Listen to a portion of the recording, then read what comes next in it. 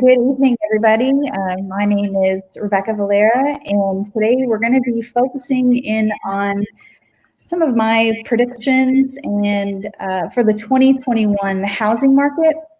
We're going to go over into a little bit of detail. What are some of the driving factors into what's causing either a high demand in the market or a low demand in the market, and see how that kind of plays out. We'll also be talking a little bit about Biden's housing plan, what he has proposed and set forth, and how that is supposed to impact the housing market.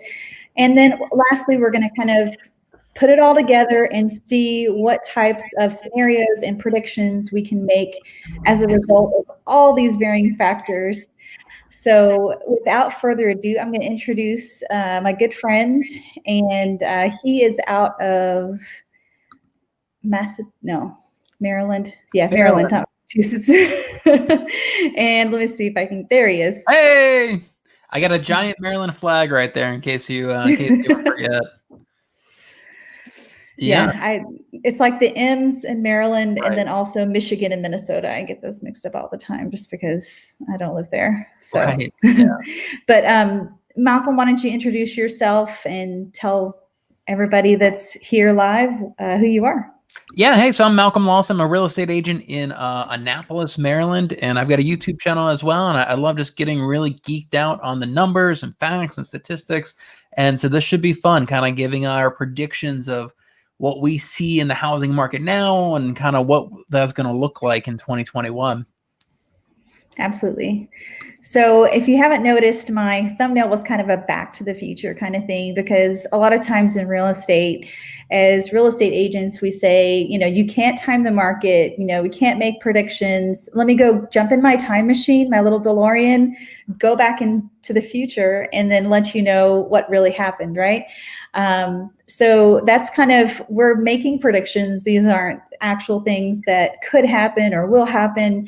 So kind of take what we're going to predict with a grain of salt, but we are going to be talking about some things that are happening right now in the market that you may or may not be experiencing or seeing, as well as, possible future things going on. And that's the other thing too, if we switch presidents, because nobody knows what's going to happen January 6th. I've been listening to a lot of political channels, and they're like, I don't know what's going to happen, So I don't know if you've heard any of the political stuff that's been going on as well, but yeah, what have you been seeing?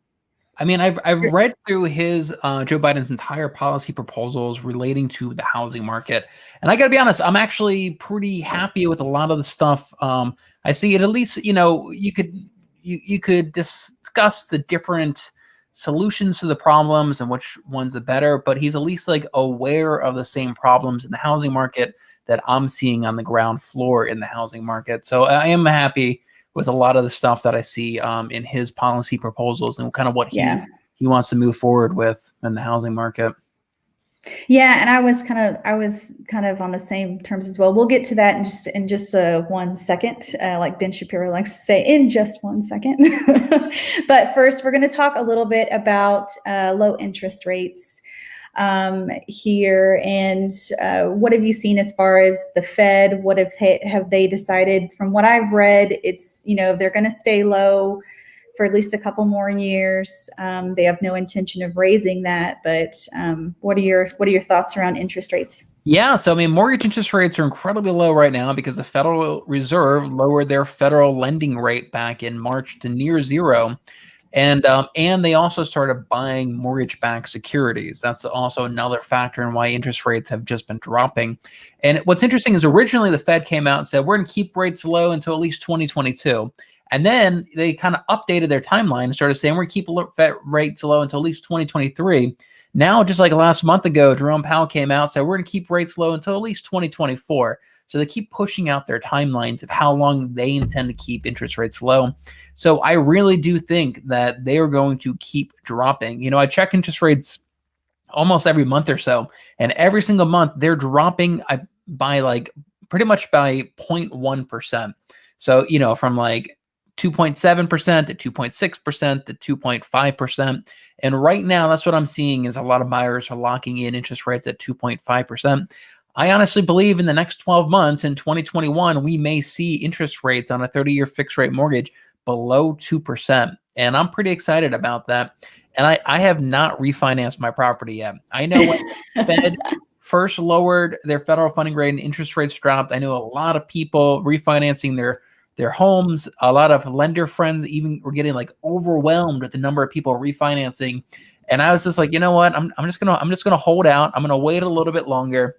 And here we are 6 months, and I still think they're gonna go lower. And I'm still holding out. I've got one investment property at a 3.75% interest rate. I want to get that down to 2% if I can. Wow. We'll see. These are literally once in a lifetime low interest rates, So if you can lock in something at 2% or even 2.5%, which what they're at right now. I mean, for an investment property, that's quite a feat because usually it's a percent higher than what everybody else is paying for their regular home loan to their regular mortgage. So I mean, our investment property, we're kind of waiting because I've been quoted some pretty high things right now. And I'm just like, no, not quite. The gain didn't really outweigh I think it only, $100 difference, in the payment. And I was like, is it really worth, this money? And they were going to tack it on to the end of my loan. I was like, I don't know about all this. So I'm going to wait for my investment, but we are refinancing my personal property, just taking advantage. I know that we're set to close in February. So, I mean, it can only get better. So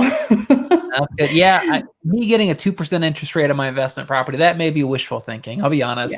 But for anybody who's watching, in order to really figure out if it's worth it or not, you need to do what's known as a break-even analysis. So like you pointed out, there are a lot of closing costs with refinancing into one of these lower interest rates. And on a $300,000 home, it may cost you, $8,000, $9,000 in order to refinance that property. And they just, like you said, add it onto your loan. And so you need to figure out, like, okay, I'm going to save $100 a month. How many months do I need to live in that house before I break even on that $8,000, $9,000 investment in order to refinance the loan? So a lot of times when they say we could save you $200 a month, it's a little misleading because they're not telling you that they're charging you $10,000 in order to save you $200 a month. Yeah, and you have to start your amortization chart all over again because you start to pay higher interest. You start that whole thing over again. You're just like, man. And if lights go out here, it's because my office has these automatic lights, and because I have a light in front of me. So that'll be my saving grace for today. But your flux capacitor is not working right over there.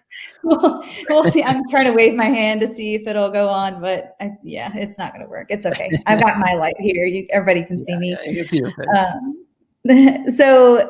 So with the lower interest rates, we're seeing a very, a strong increase in demand for properties as a result, because those who could not afford to enter the market are entering the market, or like you said, they're taking advantage of the low interest rates right now and trying to get a new home versus refinancing their current one. Because I have a friend they're on the fence. They're like, should we refinance or should we buy that home now? Because 5 years from now, when we actually need more space, because they have a growing family, it's going to be so much more expensive. And they get the benefit of the lower interest rate now versus 5 years from now. We don't know where rates are going to be. So I think for sure the lower interest rates have increased demand. And we saw that back in 2008, whenever they were trying to increase demand to make, since we had all the foreclosures and unemployment, and they were trying to stimulate, offset that, so to speak. But with the low interest rates, and that's what, from what I've been hearing, that's typically what the government is going to do to try to stimulate the economy is to lower those interest rates in order to be able to move some sort of money around.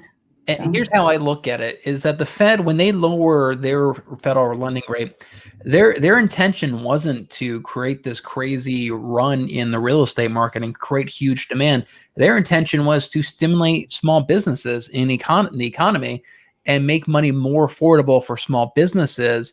And just as like an accidental byproduct, mortgage rates are dropping as well, and creating this crazy rush to lock in a low interest rate. And that's creating this huge demand. Like you said, it's just the low interest rates. There's really nothing else explaining this huge demand.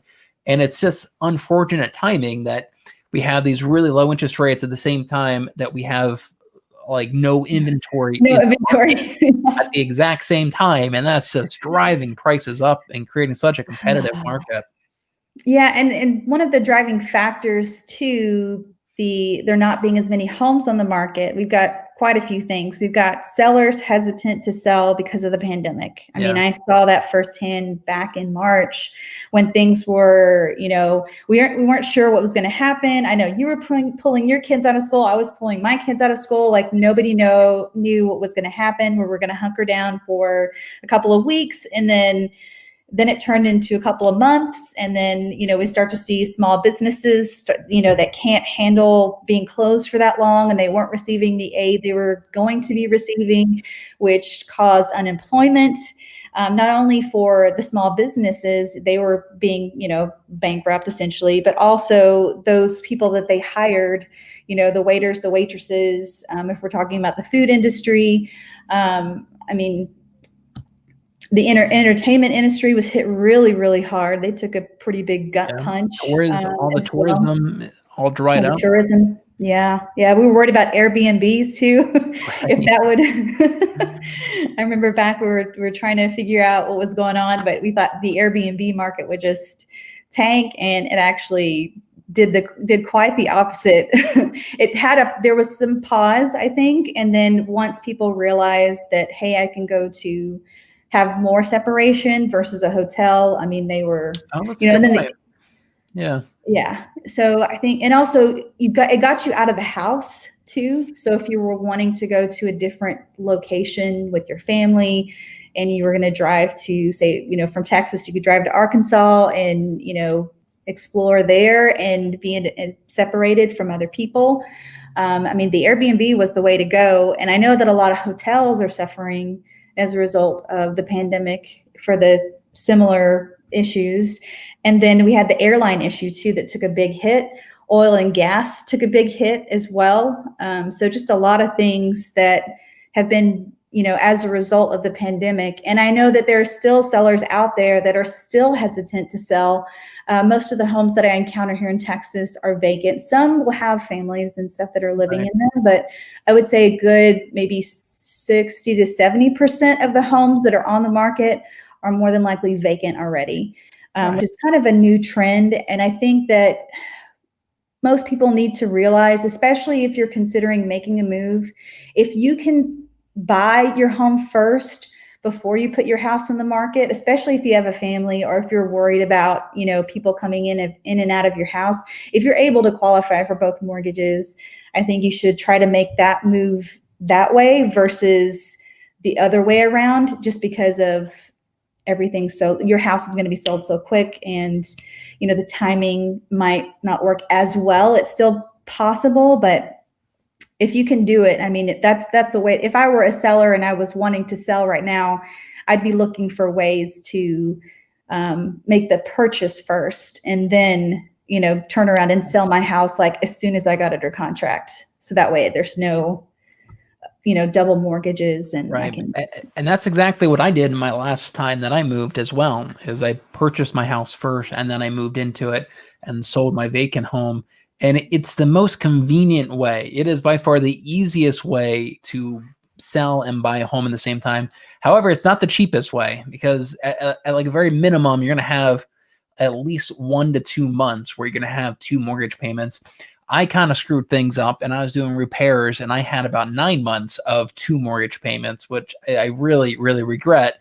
But it definitely was a lot easier than having buyers walk through my property while I'm still living there, and me and my family having to leave every time that we have a showing. And I think you're absolutely right that with this whole virus, that really is a growing trend that more and more people are trying to find ways of doing that, whether they move out and live in an Airbnb for a short period of time or live with some family members.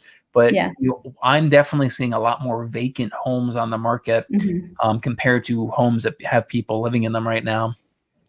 Right. And because of the low inventory and sellers hesitant to sell, there's less homes on the market. So that also increases the demand. So not only your interest rates driving things gangbusters, but we've got sellers not being hesitant to sell as well.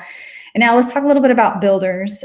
So builders here in Texas, at first, when the pandemic started, we did see some issues with the supply chain, not only in the grocery stores, but also the builders as well, not able to get certain windows, certain parts of the fence or parts of the construction process, whatever it was. Lowe's and Home Depot would run short of certain things as well, too, even if they were looking into those places here in Texas. But there was quite a bit of a delay with builders. And I think some builders have adjusted their timelines as a result of the supply chain. But I think for the most part, I think they've kind of recovered a lot of that. I haven't seen too many delays now versus then.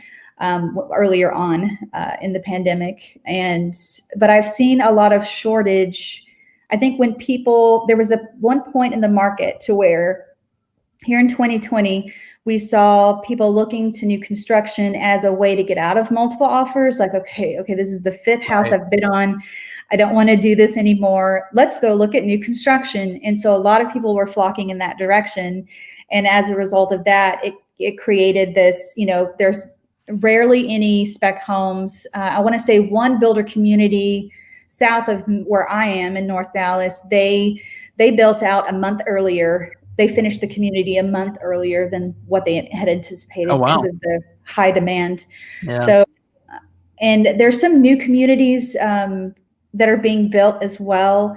But I think they're just going to get eaten up very, very quickly. But I am seeing even some of I don't know if this is a new trend, but in a lot of the new construction homes, ones that I recently walked in, there was no yard. There was a side yard and a little bitty skinny walkway to the back. And then the back was really narrow as well. So there wasn't a yard. And when we talked to the sales rep, she was like, oh, it's because the garage is in the back. And I'm just thinking, no, it's because the builder didn't extend the lot so many feet to give those people a yard. So I don't know what the deal was there. I know that typically in new construction, you do see less of a yard, but to completely cut out the yard because you're in such high demand, I don't know if that's really the best solution. What have you been seeing in Maryland? Yeah, some buyers are looking for that. They don't want to have to cut a yard or any grass. Yeah, I'm definitely seeing the same thing here in Maryland. Buyers fatigue is a very real thing. I have some buyers that we've submitted, 4 or 5 offers on 4 or 5 different properties, all of them strong offers, and we have missed out on all of them. And personally, I work with a lot of VA and FHA buyers, first-time home buyers. And with the VA loan, there's just a few more small little requirements with the appraisal and everything, and that can weaken your offer. And a lot of first-time home buyers are asking for seller contribution to their closing costs, and that can weaken your offer as well. And I'm definitely seeing a lot of people getting buyer fatigue and looking towards new construction. And yeah, our new construction did have some hiccups at the beginning of the year. There were a lot of supply chain issues, like you pointed out. Getting lumber was a really thing. There's still a big lumber shortage in all of America right now. That's kind of a big challenge. And what I've been seeing is definitely a lot more. My buyers are interested in new construction, and the timeline of how long it's going to take to actually get a home delivered to them has definitely increased. Used to be 6 months or so, and now I'm seeing a lot of builders say 7, 8, 9 months in order to get a home delivered. And some buyers, they're afraid interest rates are going to go back up, so they're just trying to lock something in right now, and just moving forward with the new construction, even though they're not going to get a home for another 9 months or so. So that definitely is a big trend right now here in Maryland. a lot of people looking for these new construction communities. They're just getting tired of these multiple offer situations in the resale side. Yeah, the fatigue is there for sure. Yeah. And I think that the realtors too are a little bit fatigued as well. All these, and I've studied the market as well, as far as what to put in an offer. And I mean, I've seen people waive appraisals that probably shouldn't be waiving appraisals in the hopes that it'll appraise, you know? I have one under contract right now. That's what happened. He had to waive the Yeah. appraisal in order to get the offer accepted. Exactly. And I haven't seen any waive the inspections, but mainly with the appraisals are all cash. I've seen, especially in that $300,000 threshold. Yeah. If you're in the low 300s here in the North Dallas area, if it's a very popular property too, that will also play a role. Looks like we have a question. Let's see here. So Heckler's 2002 says, are you seeing sellers hesitant to accept FHA, NACA type of offers in the DFW area in high rates like, goodness, I can't talk, in high rates like other parts of the country? So I would say, to Heckler's 2002, yes, we are seeing a little bit of a hesitation, I think, but I think it more comes down to the real estate agent and how you present it to them as well. Because if you can explain to the listing agent that, hey, you know, we're giving you this much money over the list price still, we're still waiving our appraisal, we're still doing all of these things. The biggest hang up with your government-backed loans like your FHA, VA, and even some of the USDA loans are going to be that they have a little bit, we're not talking about a whole lot, but slight stricter requirements when it comes to the appraisal. And so what I mean by that is if you see like the floor gone or definite signs of foundation cracking and that type of thing, you know, the chances of it getting appraised on a government-backed loan are less likely. So I am seeing a lot of that because especially with the VA, they don't want to sell a veteran a home that they can't live in, you know, potentially live in right away. And I think the same is true in regards to FHA, but the biggest thing is if you don't have enough money to compete with the other people that are offering all cash, waiving their appraisals, and they're conventional buyers putting a whole bunch of money down, then it's very, very difficult if you can't offer the seller anything more, if you can't potentially bribe the seller, so to speak. So what about in Maryland? I know he was asking about Maryland as well. Yeah, so I do mostly VA loans, and I'll be honest, having a VA loan, I don't think it really weakens your offer that much, but it does just slightly. And like you said, with the appraisals are a little bit more strict. They have to be move-in ready condition. And I've seen VA appraisers ding people for some pretty stupid stuff, like hand railings that the spacing on the spindles is not it's too big and they need to be shorter.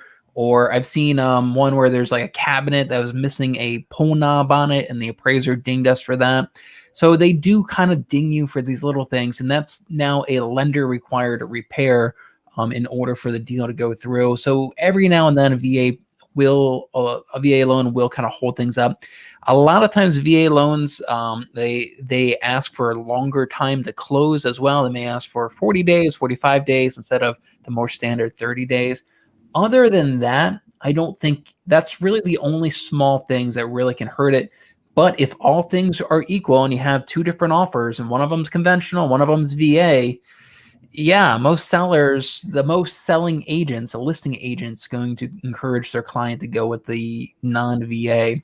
But I have one under contract right now, and there were 6 offers. Mine was a VA loan, and the listing agent told me that in the end, it was our offer versus a conventional offer, both the exact same price, going to net the seller the same thing.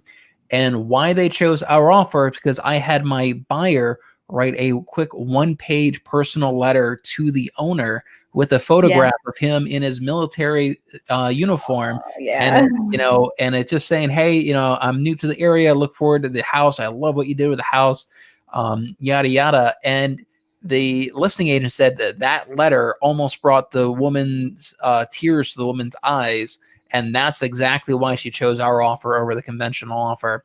So little techniques like that can have a big difference. And I've absolutely seen sellers accept a lower offer because of these personal letters, especially with the VA loan, if there's some kind of military connection in their family or something. You see that all the time. So there are ways to kind of work around having or using a VA or FHA loan, and it does weaken your offer, but only a little bit. And I've seen some lenders to where if you wanted to use your VA later, so let's say you can qualify for a conventional and a VA most of the time. And so especially if the veteran is putting some money down. So what you could do in the beginning is you could offer it conventional, but then switch the loan type. Obviously, you'd have to let the listing agent know once that switch is made. But that's another strategy that I've seen people do to try to get, even if they qualified, for a better rate and they were wanting to go FHA, starting conventional, and the lender says down the road, hey, we need to make a switch. It's not going to affect anything. Our timing is still the same, and just continue on that way. So I've seen that strategy work as well. But the letters, I did have a seller. I represented the seller, and it wasn't a veteran, but Right. And there were no offers that were veterans. I think the highest offer was like all cash, $30,000 above the asking price, which was insane. But she took a lesser offer because some people wrote a letter. They wrote that, they're retiring in that community, and they're just, so they want to be closer to their grandkids, and they can, they love the house. And so it won the seller over, and they said, okay, yeah, I'd rather sell it to this person than an investor. And a lot of times you'll see that as well. That's a standard move for me now in 2020. Every buyer I represent, they always have a personal letter to the seller. That's kind of a standard thing for me now because it's such a competitive market out there. Yeah, absolutely.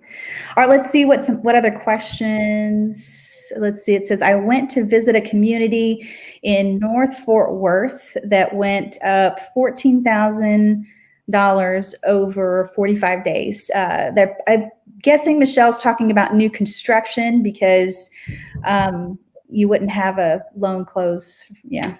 So she's probably talking about new construction in Fort Worth. Yes, we have seen steady increases in how much a new home costs today versus 6 months from now. They're trying to push the market as well. I mean, the builders are trying to get as much money out of this too. So it's the whole supply and demand type thing. If they can charge you $14,000 more, and a lot of times too, I've seen it to where if, for whatever reason, somebody's under contract with a builder, and heaven forbid someone loses their job, that home goes back on the market once it's completed, and the builder's able to scoop somebody else up and sell it for $14,000 more, especially if it was that kind of a gap. I mean, I know that Javier over in Arizona, he was talking about that increase in new construction as well. What have you been seeing in Maryland?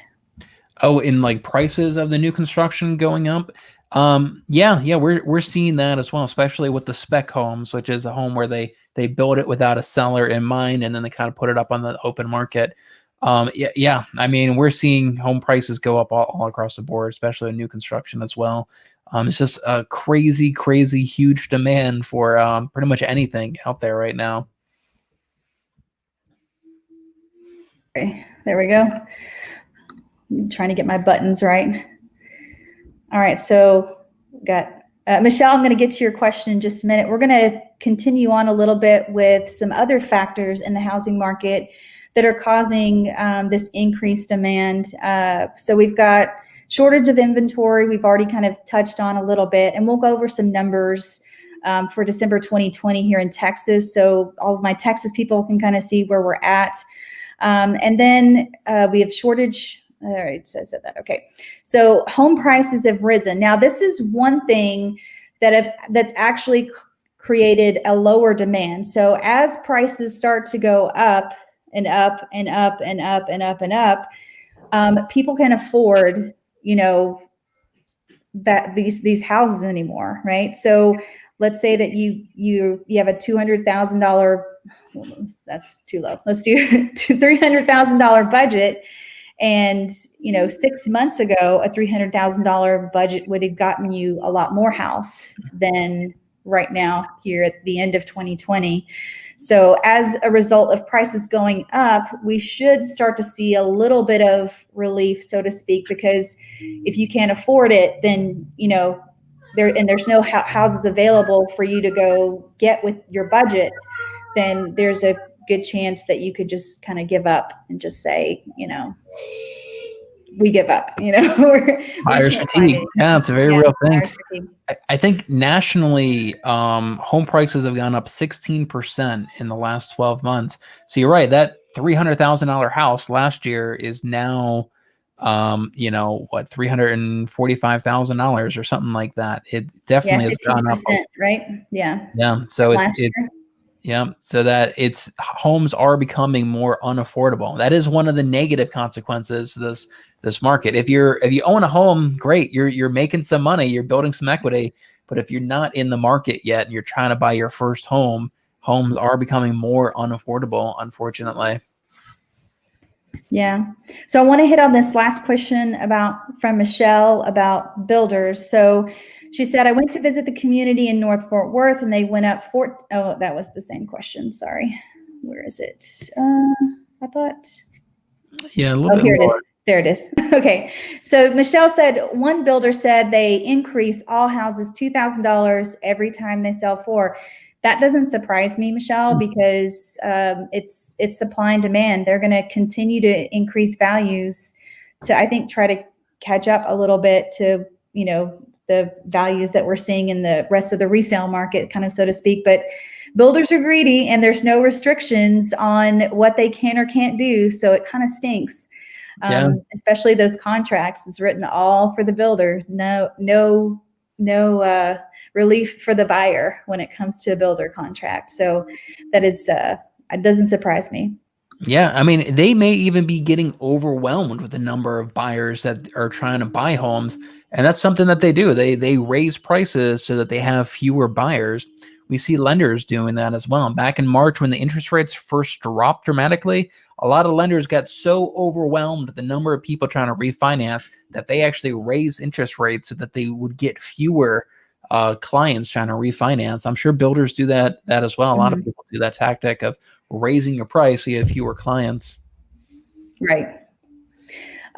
So the next thing that I want to touch on that's a big factor here in this market is unemployment. So right now, unemployment, I think in the United States is right around 8.1%, and that's of November of this year. That's what I was reading an article, and that's what it kind of said. And then here in Texas, it's a little bit less. Oh, sorry. 8.1% was Texas. Sorry. In November. And the United States, it was lower. It's actually 6.7% nationally. Unemployment is kind of what we've been seeing. And that's actually obviously kicking people out of the market as well. Those who are wanting to buy and are now unemployed, they can't do too much of anything, to be completely honest, except try to find work, try to find a new job. They can't pay their mortgage if they own a home. And they're continuing to, if they took any type of forbearance, they, those are starting to kind of build up, depending on how they set it up. Because I know that in the beginning, when forbearance was just coming out, right? They were talking about how there's a couple of different ways that you could forbear on your loan. One way would be just to have delayed payments, to where you would owe the amount that was due at the end of the moratorium, essentially in December. The other thing that you could have done was tack that extra year onto the end of your loan, which I think in most cases, hopefully most people did that versus the delayed payments. Because the delayed payments, if you still can't find a job and you're behind on your payment from last month, and then you got another payment for this month, I mean, there's no really no way that you could get cut up unless you got some sort of financial help from family or found a way from maybe your state or local government to aid you or assist you in those backed up payments. Yeah, that actually sounds kind of scary, going 6 months without making a mortgage payment, and then you owe all of it at the very end of that 6 months. And it's kind of crazy because the CARES Act came out, and they said that banks had to allow people to do forbearance for 6 months and then extend it up to 12 months. And a lot of banks did not follow the CARES Act properly and were not doing it right. Like that balloon payment thing, a lot of banks are doing that, but that's not what they're supposed to do. And yeah, that's kind of a scary thing. Now, if you can defer those payments until the end of your 30-year loan, that's a great deal. That's not bad at all. And what's interesting with the unemployment rates is that there's a lot of talk now about a K-shaped recovery, and I'm always harping about this, that the people who had good jobs to begin with and who had high value homes, a lot of those people are doing just fine during this whole virus. A lot of the white collar jobs, they're more likely that they can work from home, and a lot of them have shifted from home, and a lot of those people are seeing huge gains in their home values. It's the lower income earners that are really hurting, and those are the people who are more likely to be unemployed because of all the blue collar jobs, so waitresses and bartenders, and all those physical manual labor jobs. Those are the ones that were really lost, and that they can't just work from home. And a lot of those people may be renters or first-time home buyers who are now trying to enter the real estate market. So they're not not benefiting from that home appreciation, the 16% appreciation in home values. That's actually hurting them because it's making that barrier to entry to enter the real estate market much harder. And so it really is, we're seeing that K-shaped recovery in the real estate market as well between renters and homeowners. Homeowners are, seeing huge gains in appreciation and value. But renters who want to be homeowners they're going to have a much harder time moving forward in the future. And I hate seeing that, honestly, that the people who have those lower income jobs, they're the ones who are really hurting right now in the real estate market. Yeah, the rich are getting richer and the poor are getting poorer, and there's that gap, like you said, that's being created. And it's like you said, it's going to make they may be forever renters because they can't get out of that rent trap. The other hard thing about this whole situation is that because of the high unemployment and businesses going under, you can't, it'd be difficult to say, hey, we need to increase the minimum wage right now, when everyone's struggling, or make it a requirement to let's just increase the minimum wage. Now, in some instances, I think it's appropriate. In some places, like your big box stores, I think that they deserve, people that work at grocery stores, I feel like they need to get paid a little bit more than what they're used to getting paid, because they could stay open during this whole time. Like they were in the green, they weren't in the black during this pandemic, and it was sad to see. I think in Maryland, they just right now restaurants can only have 25% capacity in those restaurants. So those restaurants are only earning 25% of what they used to earn.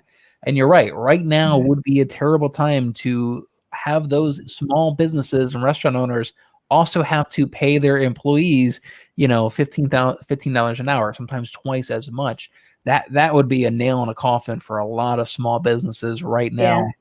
And I think you're right. We're going to feel the repercussions of 2020 in our economy and our society for years and years to come, especially with a lot of those renters who have had to live off of their life savings for the last few months instead of using that money as a down payment. If they've been saving up 3-4 years to buy a house, well, now they've been living off that money, and it may take them another 3-4 years to save that money up again in order to actually make that down payment. It sucks. It sucks. It definitely sucks for those lower income earners right now. The rich are getting richer. I hate to say it. No, that's what I've been hearing on a lot of the political and economic not podcasts, but they're like podcasts. They're YouTube channels that'll have shows occasionally about that kind of stuff.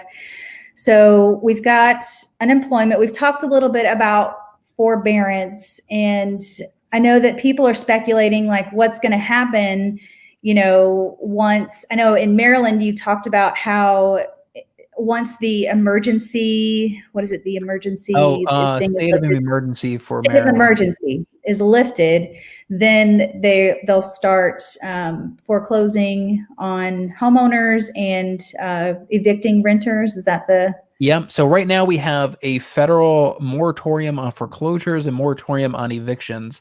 Yeah, I'm learning a lot of new words in 2020. Forbearance, moratorium. But yeah, right now there's a federal moratorium that covers all the FHA and VA loans and USDA loans. And apparently that moratorium covers 70% of the loans out there. And then each individual state, a lot of the states have expanded that to cover all of the loans out there. So essentially conventional loans. And so like here in Maryland, we've tied that statewide moratorium on evictions and foreclosures to our state of emergency. And once we lift the state of emergency, then that'll be over. And I think a lot of states have done that. But a lot of states like Florida, they had that moratorium on foreclosures and they had it set to a certain date. And so I think like a month or two ago, in Florida, I know they started to allow banks to foreclose on homeowners who had like conventional loans, but that federal moratorium on foreclosures for VA, FHA, though, that's still in effect. Yeah, so the foreclosure crisis is a real thing. I know a lot of people, you see this in headlines, foreclosure crisis, and it sounds scary. It is a real thing. Once they lift those moratoriums and they allow banks to start foreclosing on homes, what we're going to see is all of the homeowners who, without this virus, they would have been foreclosed on anyway over the last, let's say 12 months, if that's how long it goes, they're all going to get foreclosed on at pretty much the same time. And we're going to see a lot of additional foreclosures all at the same time. So at some point, we're going to see probably millions of foreclosures, millions of homeowners all get foreclosed on at around the same time. I think that inventory for those foreclosures that actually come on the market may take 6, 9, 12 months. But at some point, I think at the end of 2021, we're going to see a big wave of foreclosure inventory hit the market, which, if you're looking for an investment property or a good buying opportunity, that may be a pretty good time to, invest in some real estate. But yeah. The foreclosure crisis is a thing, and the eviction crisis as well. There's a lot of landlords who have been going all 2020 and their tenants have not been paying their rent, and those landlords can't evict them, and they can't even let their property go into foreclosure and just say screw it. So it's just all these tenants that are not paying rent, and at some point those landlords are going to be allowed to evict those tenants. And so a lot of people are predicting that we're going to have a huge like homeless problem here in the very near future, because people are getting foreclosed on, they're being evicted. And so we're going to see a lot more of families like cohabitating together. So like kids moving back in with their parents moving in with their kids. And originally I think that like one of the housing administrations, they wanted this moratorium in order to help prevent the spread of the virus, because they were afraid if people move back in with their family, suddenly you have two families living together, they're more likely to spread this virus around. But yeah, at some point that foreclosure crisis and eviction crisis is going to hit in 2021. That's like almost guaranteed to happen. So in Texas, it's been a little bit different. From what I've been reading, there were actually in some instances, there were some landlords that were actually able to start the eviction process. Wow. And I know that they had to present it towards the court and go through all the steps, because it does take a while, just like it takes a while for the bank to foreclose on you. But we're in Texas, we're going to end the moratorium as of January 1 of 2021. So here in Texas, it's going to start hitting the fan January 1st. And I know a lot of renters and homeowners are concerned with that. I had a recent client who, was in the forbearance situation. But here's the other thing that we have to consider when it comes to forbearance. In in this person's situation, they took the forbearance, and when she sold her home, the bank actually was able to, she had a little bit of money in her escrow account for taxes and insurance because she was escrowing that out.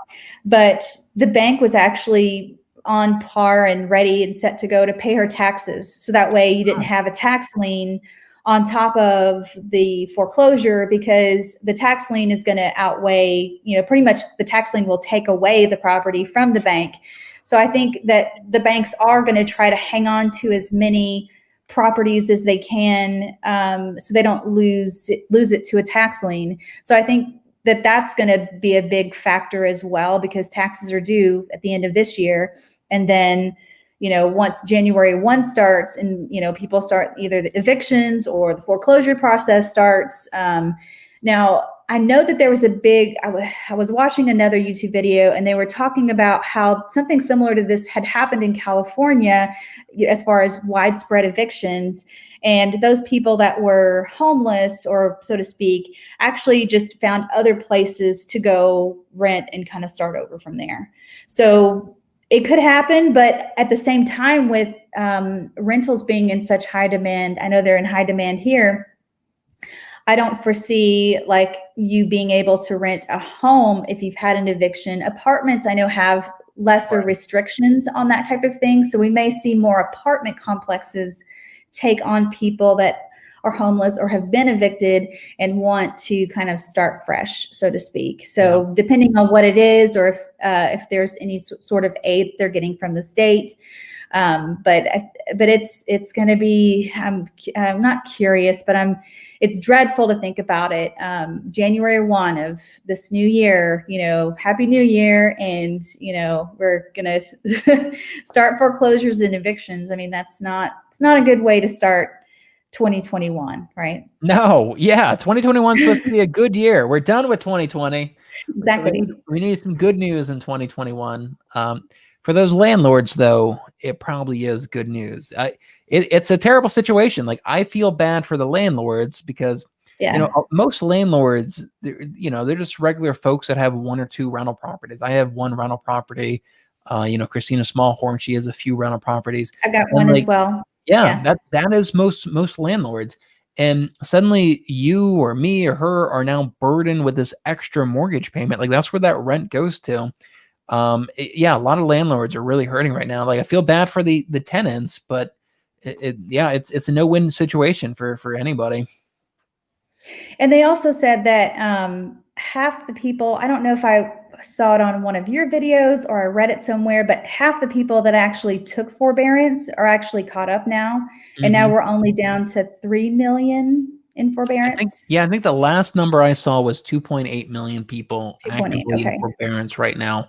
And some of them could have sold their homes too before the end of the year. I think that happened to several people, just trying to get out from under it, sold it, going to rent temporarily, stay with family, and then start fresh after that. Yeah. I mean, one good thing right now, and I think this was in the mind of Jerome Powell and the Federal Reserve, is that a lot of homeowners now have a lot of equity in their home. They were given a lot of equity in their home, and a lot of them can refinance in order to lower their monthly payments. And I think that was kind of in the mind of the Federal Reserve when they lowered rates, that in order to avoid a major foreclosure crisis, they're doing this knowing that it's going to give all these people a lot of equity, and they can lower their monthly payments to help, keep them afloat. And back in 2008, you couldn't, because everybody was underwater. Values were going down, not up. And when you tried to refinance, the bank was like, nope, like, it's actually valued here, not over here. And with people being underwater, and because they were stuck in those ARM loans. And if you're not familiar with what an ARM loan is, it's like an adjustable rate mortgage, to where you get in at a really sweet rate, and then down the road, they're like, oh, nothing's going to happen to the housing market. You can refinance later. Well, the problem with that is, if you couldn't refinance because you're underwater, then you're stuck with a higher payment. You're not able to pay it, and therefore you end up just abandoning the property and become foreclosed on. I think with this, the difference here is that because rates are going up, there is the less likelihood, you are able to refinance your home and to try to either lower your payments or take some cash out, or tack it on to the end. So there's a lot more options. Yeah. The other thing too, though, I think that people aren't looking at is that if someone has a home and they were unemployed, then your chances of getting a refinance aren't available. Because the bank's not going to lend you the money if you can't show them that you're working, that you're actually making income. And if your new job that you got is not making as much as the previous job that you had a year ago, then you're kind of stuck, between a rock and a hard place in that type of situation. But to me, though, even if you're working at a job that's paying you less now than it was a year ago, I think your chances of getting a refinance are still higher, just because your equities there's so much more equity in your home than there was just even a year ago. Yeah, even 12 months ago. And that goes back to that K-shaped recovery again, that a lot of the white collar jobs that pay more, they don't have any gaps in their employment, where a lot of the blue collar jobs, even if they owned a home, they may not have that option to refinance because they may have a 3-month gap in their employment, or even longer than that. So once again, those lower income earners, they're not quite getting as much benefit as a lot of the higher income earners are. And I think another big shift in the employment market that I've seen, and we've experienced this firsthand. There were and I'll say it right now, my husband got laid off in January of 2020. So we didn't have a good start. No. But, and then the pandemic hit in February and he was still unemployed, but he actually took on some part-time work. And he's now doing 1099 work, just like I am, meaning that, taxes and, our taxes and stuff are going to be really, really high because we still have to pay, the government taxes plus 15%, self-employment tax on top of that. But so we're saving up for that. But at the same time, like his company is very hesitant to take him on full time. And so I think that was a big shift for a lot of companies. In order to try to cut their budget, they actually cut benefits, I think, for a lot of people too. And so it does make it harder in some situations. If you were a W-2 and now you're a 1099, whether you're trying to purchase something or refinance, it's going to be a little bit more red tape, so to speak, in that type of situation. Yeah, I don't remember what my point was in saying that. We're seeing a shift in employers and how they're, what they're offering essentially. Yeah, I believe that. Absolutely. Everybody's trying to cut cost. Yes, exactly. So the next thing that I wanted to touch on before we get to a couple more questions was the last kind of bit. Well, there's two other things. So as a result of the pandemic, we saw more people working from home, which you've kind of already talked about that. So we've seen a huge influx of demand in certain areas. So you've seen certain people flee areas as a result of them being able to work from home. You've seen people flee areas to other areas because of political situations as well. You've seen people also, keep their kids at home, homeschool their kids, because they now have that flexibility to work wherever they want, and they can set up school essentially wherever they want. So they're not even necessarily tied to a certain school district, and they can go further out of town. They can get more for their money. And it is causing a big influx of people, I think, to move here to Texas and other areas where you have the 0% state income tax, which is a big incentive for a lot of people. But we do have a lot higher property taxes than most places. Here in DFW, we hover just above the 2% rate when it comes to your property taxes.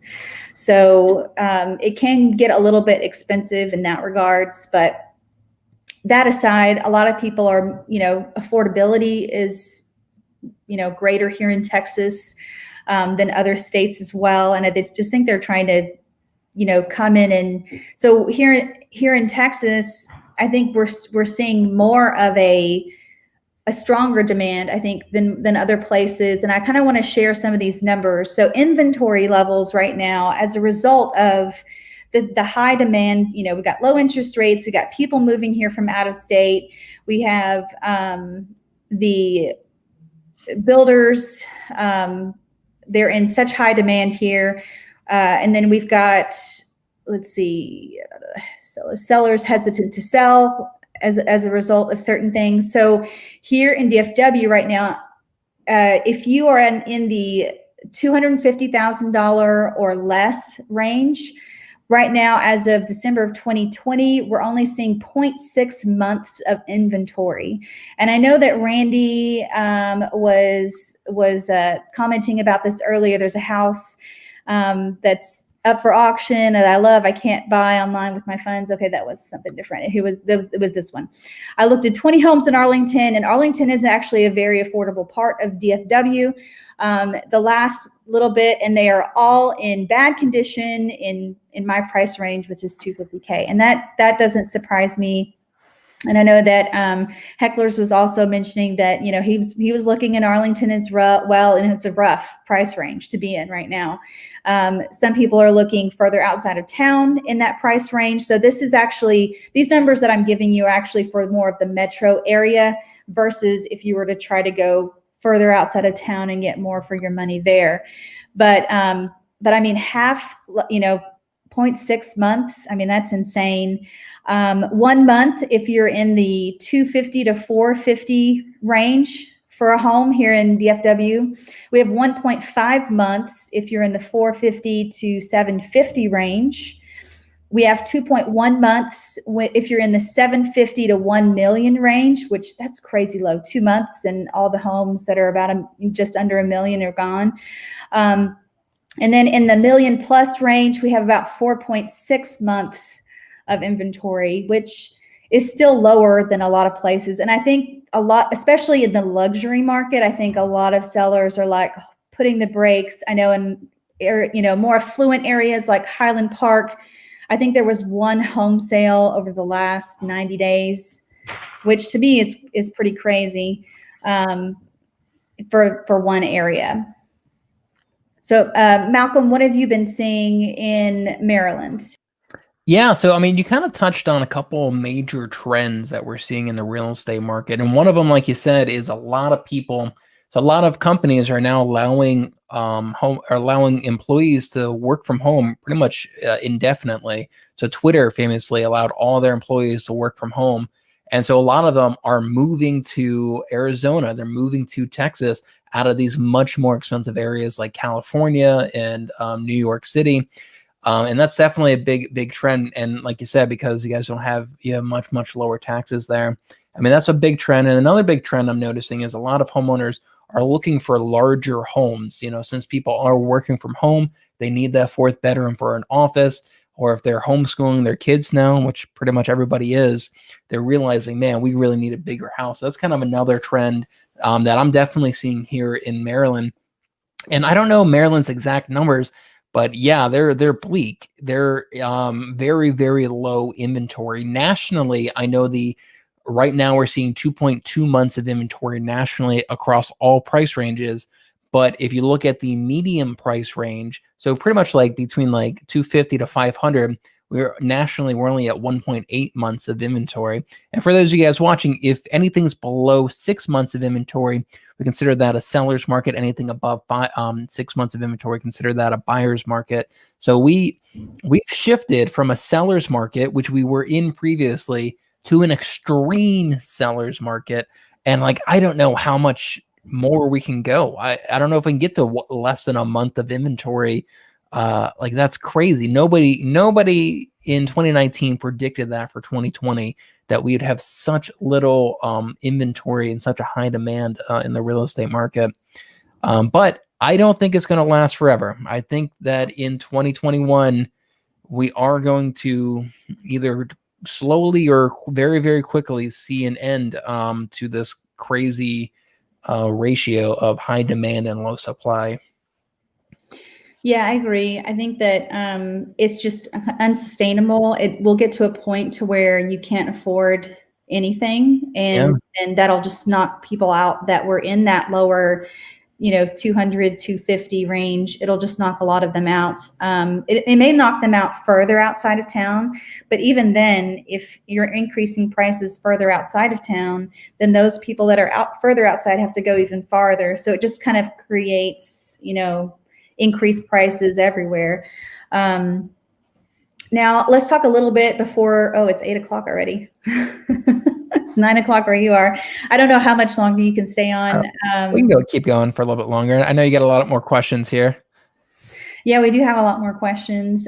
So let's do Biden's housing plan really quick, and then we'll hit some of the questions. So in part of Biden's housing plan, I know you've read it pretty extensively. Was it like 20 pages? Yeah, something like it. It wasn't too bad. It was an easy read. It's kind of interesting. Yeah, I didn't read it. I just watched your video and I was like, he'll give me the cliff notes for what I need to know, because it's not something that I enjoy. But so I'm thankful for your channel and all that it does there. But in the plan, he was wanting to give $15,000 to first-time home buyers. And I know you mentioned it in your video, but it's only going to make the demand situation worse. Right. So I don't see that necessarily helping anyone unless you're one of the first ones to get approved and get it and get a house and just, get closed really quick. I mean, it's going to create more of a demand problem. So if you can get into something, try to get into it now before he starts to try, this starts to be enacted, and you start to see another wave, another high demand of people, which we really don't need. We need more homes. We need more sellers to consider selling their homes in order for the market to kind of balance out. But I think in one of your other points too, you mentioned that, if people are being foreclosed upon, or if they're choosing to sell and then rent for a period of time, we could see, especially if they're being foreclosed on, where are they going to go if they don't have any family to stay with? Well, they're going to become renters. And to answer a little bit of Randy's question, he had one here. Let's see, no, that was the auction question. No, I thought there was someone that had a question about, here it is, the rental prices. Here we go. It was actually Heckler. So Heckler said, do you think that the market will increase or decrease for rental properties? My best prediction is if we start to see the wave of foreclosures. Now, granted, like you were mentioning in your video, Malcolm, the bank's not going to be able to handle all these foreclosures all at the same time. So they're going to have to, do so many and then do the next set and then do the next set. They're going to be overwhelmed. So that's going to slow it, I think, a little bit.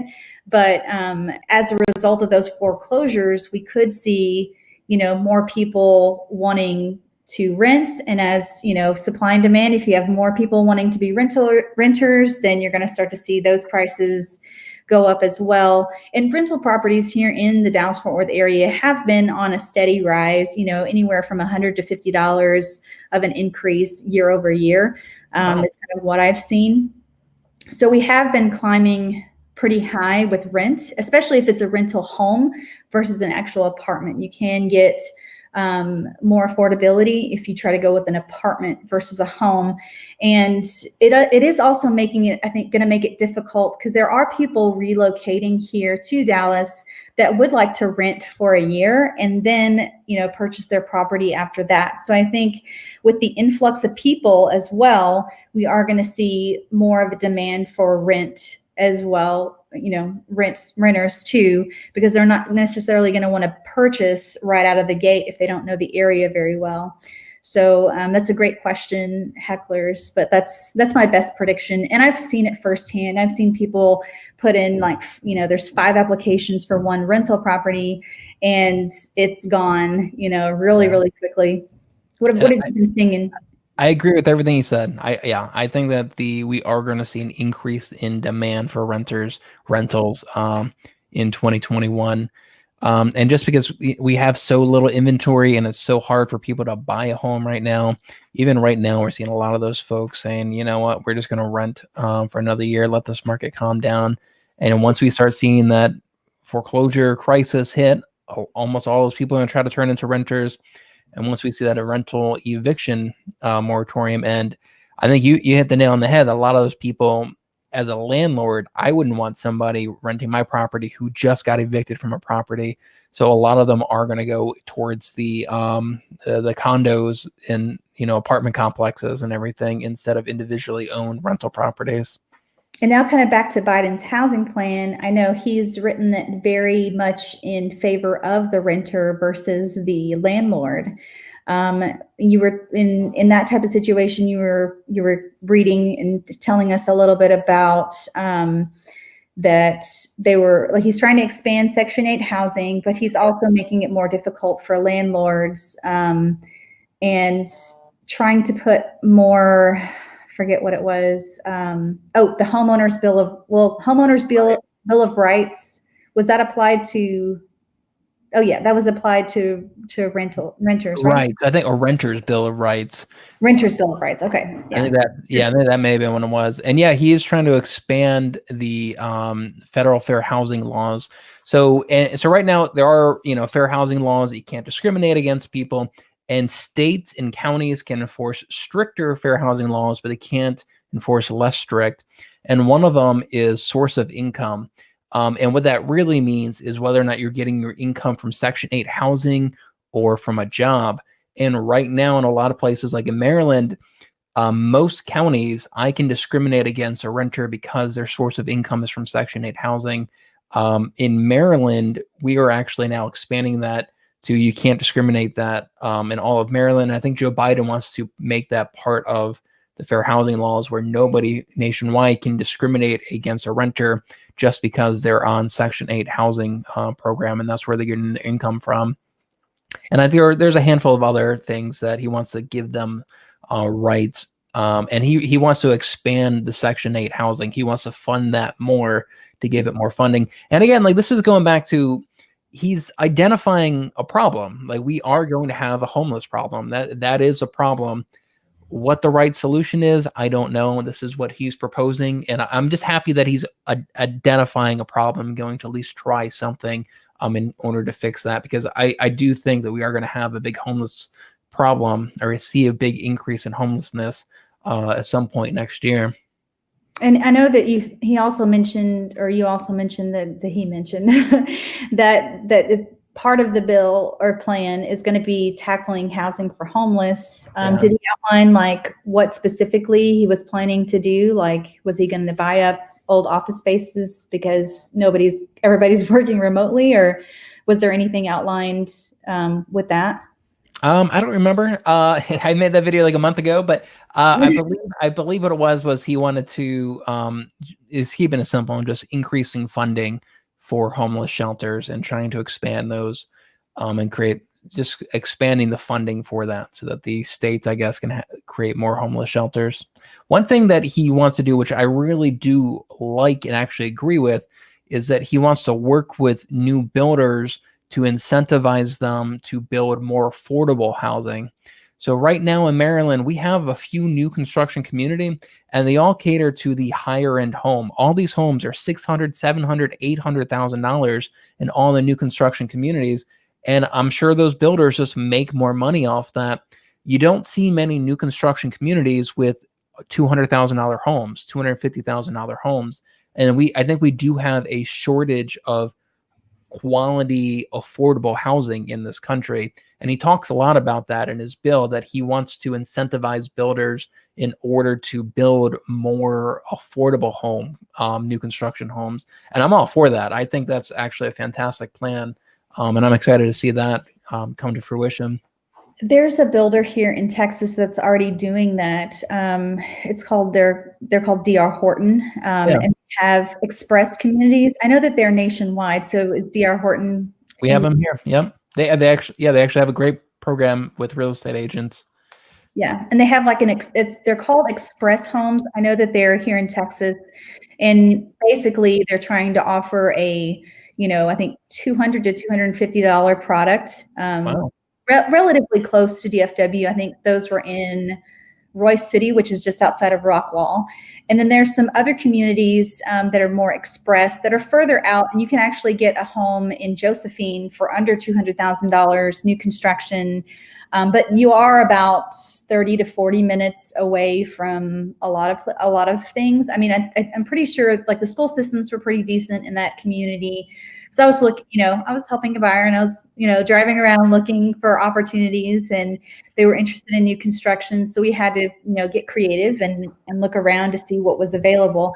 Now, I don't know if that same builder is still offering the same prices, because like Michelle pointed out earlier, they could be, 15 grand more, 20 grand more by now. So I'm not 100% sure, but I do like the direction, like you said, that he was taking. We do need more money to incentivize builders to make more affordable housing, and not just these $500,000 or luxury, $600,000, $700,000, $800,000 homes that the average American can't even consider purchasing. I mean, that's not something that even I could attain at this point in Right. my Yeah. lifetime. And I mean, that's interesting. So in Texas, you guys obviously have a lot more land than we do here in Maryland. We're a pretty small state. And I think that may play a role in why our home values are so expensive. Like we don't have any new construction communities in that price range here. And it's because, if they're going to spend all this money on the land, they want to maximize how much they can get. And we have D.R. Horton, and they're building $800,000 McMansions. And all of the affordable housing here in Maryland is all really, really old homes from like the 1940s and 50s. That's what you get for affordable housing. There isn't any new construction or new really nice homes for that price range, unfortunately. And then and the other thing of his proposed plan, he was going to give more money to flippers, and then also to veterans, because there were some, if you're a veteran and you have to live on the base, and some of these Right. Yes. on the base were just in very poor shape, mold in some instances, like very unlivable conditions. And seeing some money go towards that, or even like you said, if you don't have any more land and you've got these lower price points, giving that money to a flipper to restore the older homes, so that way they are more livable and attainable, by just the general community of general pool of buyers, so to speak. Yeah. I mean, A little bit more about that, since you're a veteran. Yeah. Being a veteran, that's something that's kind of near and dear to my heart. And I'm glad that he's aware of this issue and doing something for it. But in the military, a lot of times, you get to an assignment, you and your family have to live on base housing. Sometimes they give you the option to live on base housing or live off base. Sometimes you have to live on base housing. And especially in the Army, unfortunately, a lot of the base housing was just subpar standard. And like, that's fine for a service member if he's going through training or deploying, but to make your family, your wife and children live in a subpar house like that has mold and maybe is built in the 70s and never been updated. There were just a lot of cases like this, and a lot of lawsuits that came up because of the unhealthy conditions that a lot of these old, outdated base housing were in. And so he talks about this as well, that he really wants to address this. And I don't even remember what his exact solution was, but I think he want to have a task force to investigate this or something along those lines. But I'm very happy that he's aware of that and going to try to tackle that challenge. It's a step in the right direction for sure. So that's all that I got from watching your video. I'm sure there's some other things too in the plan that he outlines that I didn't touch on, but it's available to read, I'm sure, for anyone. I'll have it linked down in the description if you want to read a little bit more about Biden's proposed housing plan.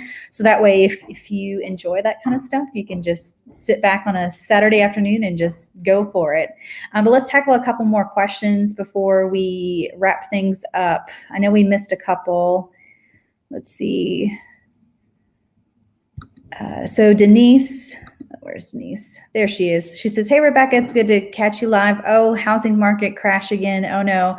So prediction wise, this is my prediction. I don't, because there's such a high demand for housing, I don't think we're going to see so much of a crash as more of a leveling out of things. I think it's going to kind of even out. Now, I will say that in other places where people are leaving, I think they're at more of a risk for a crash because there's not as many people moving into those areas. So that could be some potential, if there's less demand in an area and you have all these other factors, that would be a greater risk, I think, to an actual crash or burn or whatever you want to call it. But what is your prediction? So I think you're right that it's going to be very regionally based and regionally focused. So like down in Florida where they rely on tourism, you're probably going to see a lot more foreclosures out there and probably a higher unemployment rates. A lot more people are really hurting economically right now in these tourist driven areas. In a state like Maryland, we have a bunch of military bases and government jobs and everything's just moving as usual. Our unemployment rate's pretty low relative to that. And then, like you said, a lot of people are moving out of New York City and Los Angeles and these bigger cities. So they're going to have just more inventory versus your area. That's where they're moving to down in Texas. So you guys are going to have a higher demand for buyers. What I'm watching, which I think is very interesting, is that in 2020, we saw 20% fewer homes on the market for sale than we did in 2019. So we saw a decrease nationally of inventory by 20%.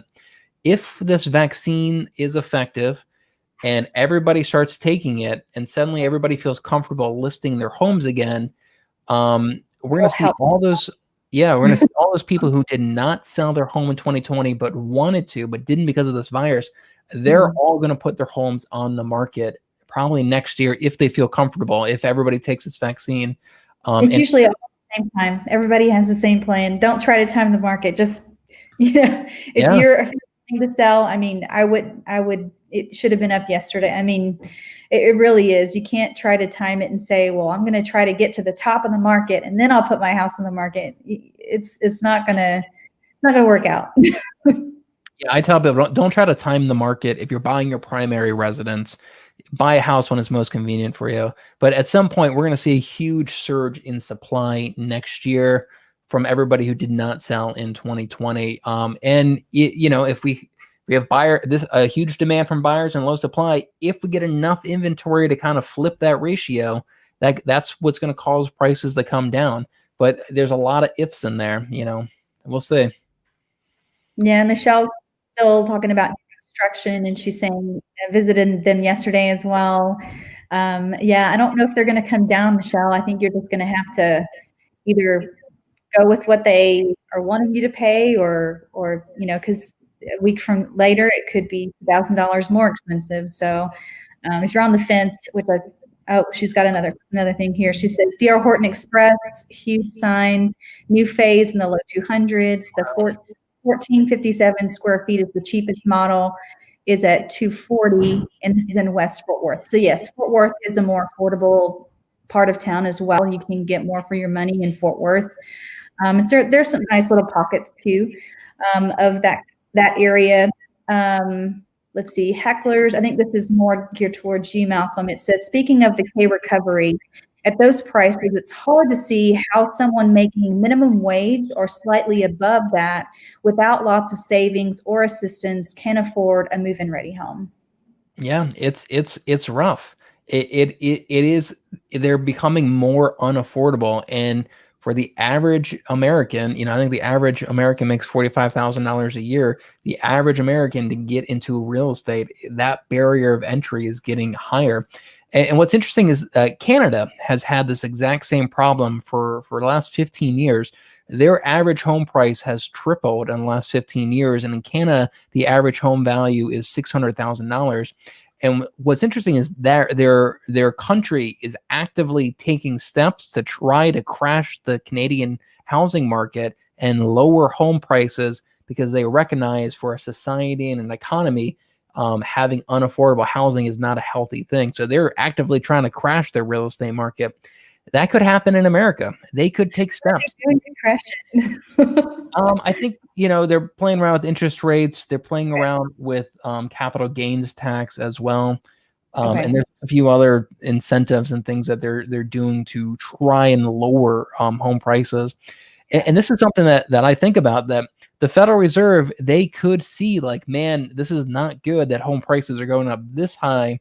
We're going to raise interest rates to try to slow down the real estate market. I mean, this whole crazy huge demand was created by the Federal Reserve. They could do the complete opposite tomorrow, but they say they're not going to until 2024. So, but it's a slow process. Any type of change, which we're seeing, it's not going to be like next year. It's going to be, I mean, even if you start foreclosing on someone in January 2021, you're not going to see was it 8 or 9 months later? I believe so. Yeah, I think it takes a little while. It takes a little while for the bank to actually foreclose and say, we have foreclosed on you. And then Randy kind of brings up a good little point. He says, if a lot of homes go into foreclosure and get turned over to the banks, there will be lower cost homes. Will there be lower cost homes on the market? Do the banks sell the homes for a lower cost than the market? That's a good question. What are your thoughts on that? I think that I think that they might, they may just want to get rid of the house and just kind of put it on there. The challenge is that a lot of them may not be move-in ready condition. So if you're relying on VA, FHA loans, a home would have to be move-in ready condition. And so they may not pass that like inspection or that appraisal. Every now and then you'll find one that does, but a lot of them won't be. A lot of people, they get foreclosed on, they don't take the best care of their house. They may deliberately mess it up. But yeah, typically I think that foreclosures typically are below market value, just slightly, just because the bank just wants to get rid of it. And a lot of times they just want to recoup their money. We also see a lot of short sales, I'm going to guess, as well next year. And short sales, they can be a pain in the neck. They can take up to 12 months to close on a short sale. My last home I bought was a short sale. It took me 10 months. But you can get a fantastic deal on a short sale. A lot of times you get those way below market value. So what is the short sale, Malcolm, for those that are not sure what that is? Yeah, great question. So short sale is, let's say somebody is behind on the mortgage payments. They can't pay their mortgage. They're going to get foreclosed on. The bank doesn't want to deal with that headache of actually foreclosing on them, repossessing the property and selling it. So the homeowner can work it out with the bank, where they put their home up on the market and they sell the home, and all the proceeds from that sale go directly to the bank. And a lot of times they sell the home for exactly what they owe the bank. So last time I bought a house, I literally bought a house for $100,000 below what it is worth, because the guy was selling it for exactly what he owed the bank, and the bank accepted that. But it took us 10 months to actually close on that property. And the challenge of short sales is that it's much more likely that that deal will fall apart. So you could go 8 months into this process and then the deal could just fall apart. So because of a lot of buyers are not willing to put up with that crazy headache, there's back and forth too, a lot, like back and forth. You have to renegotiate things, or just you have to get it approved. You have to approve it, and then you go through the next part of the regular transaction process. So you can have a lot of hiccups with that, for sure. I represented a seller recently who we were trying to sell his home as a short sale, and the sellers have to do a lot of paperwork in order to get the short sale to go through. And this guy, he just wouldn't do the dang paperwork and send it to the bank. And after about 6 months, the bank just said, nope, screw it, we're foreclosing on you, even though we're under contract with the buyer. And that deal just kind of fell apart and turned into a foreclosure. So if you can deal with the headaches of a short sale, you can use VA loan, FHA loan, everything if it's move-in ready condition, but you can get some really good deals on short sales. Yeah, I don't know if the banks, I think the banks may just try to offload it and recover the cost, not necessarily try to be like, well, let's put it at the top of the market so we can get the most money. I mean, it could be, they may try to push it a little bit, but I don't really foresee them dealing with that unless they hire a real estate professional that's, I don't know. It depends on the condition too. There's a lot of different factors, I think. Yeah. And I think they're going to be so overwhelmed with homes that they're going to look for a quick sale rather than netting the most amount of money. They just want to be done with it. Banks don't want to be in the business of owning real estate, right? They want to just be done with it, get rid of it as soon as they can. Yeah, they're going to want to offload those properties as soon as they can and recoup that money. All righty. I think that should be everything. So, well, thank you, Malcolm, so much for coming on the show tonight and letting us know your thoughts. And if you want to see what Malcolm has to offer on his channel, I'm going to have his channel linked in the description below. Malcolm does a lot of videos about finance and how to pay off your mortgage and he's a lot of great things. So be sure to check out his channel for sure. Let's wave goodbye to everyone, and we will wish you a great evening and Happy New Year. Happy New Year. That's right. 2021. 2021. Here we go. All right.